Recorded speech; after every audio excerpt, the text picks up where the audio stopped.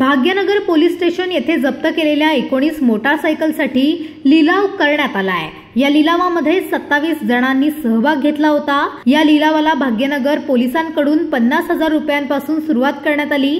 हा लिलाव भाग्यनगर पोलीस स्टेशनचे पोलीस निरीक्षक संतोष तांबे यांच्या उपस्थितीत लिलाव करण्यात आला आहे। 19 मोटारसायकलचा 60,000 रुपयांमध्ये लिलाव करण्यात आला आहे।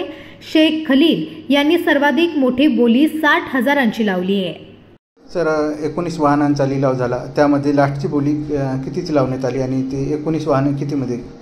आज माननीय पोलीस अधीक्षक श्री अविनाश कुमार साहेब, माननीय अपर पोलीस अधीक्षक श्री गुरव साहेब, माननीय उपविभागीय पोलीस अधिकारी श्री वेंजरे साहेब यांच्या मार्गदर्शनाखाली पोलीस ठाणे भाग्यनगर येथील 19 बेवारस मोटरसायकलांचा लिलावाचे आयोजन करण्यात आले होते। सदरचा लिलाव माननीय नायब तहसीलदार श्री दिगलवार साहेब यांच्या उपस्थितीत करण्यात आला। सदर लिलावामध्ये 28 भंगार दुकानदार यांनी सहभाग नोंदवला होता।